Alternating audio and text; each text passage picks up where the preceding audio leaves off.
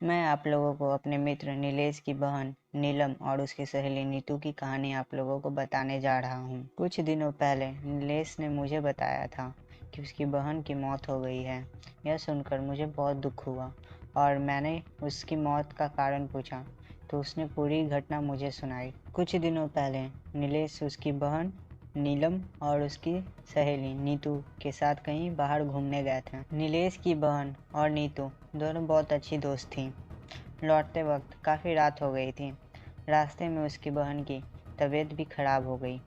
उससे काफ़ी ठंड लग रही थी। हमारा घर अभी भी 50 किलोमीटर दूर था। रास्ते में कोई भी रुकने की जगह नहीं मिल रही थी। थोड़ी देर के बाद हमें एक होटल दिखाई दी तो नीतू ने होटल में रुककर उसकी बहन को आराम देने को कहा। उस होटल के काउंटर पर जब हमने रूम के लिए पूछा तो उसने बताया कि सभी रूम फुल थे क्योंकि उस रास्ते पर केवल वही एक ढंग की होटल थी। लेकिन होटल के मैनेजर ने बताया कि एक रूम खाली था, रूम नंबर 13।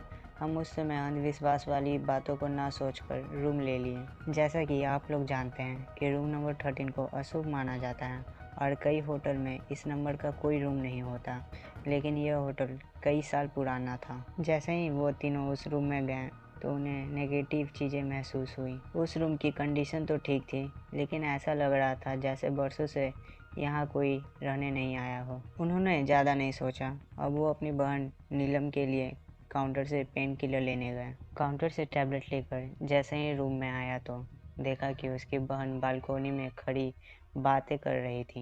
नीलेश ने सोचा कि नीतू और उसकी बहन दोनों बालकोनी में बात कर रही हैं, लेकिन जैसे ही उसके पास गया तो उसकी बहन के अलावा कोई नहीं था। उसने उसकी बहन से पूछा कि तुम किससे बात कर रही थी, तो उसने सिर्फ सर हिलाकर मना कर दिया। तभी नीतू वॉशरूम से आई। नीलेश घबरा गया कि अगर नीतू वॉशरूम में थी तो नीलम किससे बात कर रही थी। नीलेश ने नीलम को टैबलेट दी और सोने को कहा। अब नीतू और नीलम दोनों बेड पर सो गए और नीलेश सोफे पर सो गया। सुबह जब क्लीनर कमरे की सफाई के लिए आया तो दरवाज़ा खुला था और जब अंदर आया तो देखा कि कमरे में खून ही खून था और नीलम मर चुकी थी। क्लीनर ज़ोर ज़ोर से चिल्लाया तो मेरी नींद खुल गई और देखा कि नीलम की मौत हो चुकी है और नीतू बेहोश हो गई थी। नीलेश ज़ोर ज़ोर से रोने लगा और मैनेजर को बुलाया।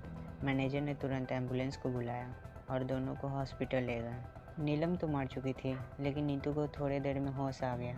जैसे ही नीतू को होश आया तो उसके पीछे उसकी बहन की आत्मा थी जो उससे बोल रही थी, तूने मुझे मार दिया। यह कहकर वो गायब हो गई। नीतू काफ़ी बुरी तरह डर गई। अब नीलेश ने नीतू से सारी घटना पूछा तो उसने बताया कि रात को जब मैं पानी पीने उठी तो देखा नीतू फिर से बालकोनी में बैठी थी और कुछ बड़बड़ा रही थी, और मैं जैसे ही उसके पास गई और उससे पूछा कि वो यहाँ क्या कर रही है तो उसने मुझे ज़ोर से धक्का दिया और मेरा सर जाके दीवार पर टकरा गया और मैं बेहोश हो गई, और इसके अलावा मुझे कुछ याद नहीं। जैसे ही नीतू हॉस्पिटल से छूटी तो वो नीलेश के साथ उस होटल में गई और उसने काउंटर पर मैनेजर से बात करने को कहा तो उसने बताया कि आपकी घटना के दूसरे दिन ही मैनेजर की मौत हो गई थी। वो दोनों शॉक हो गए।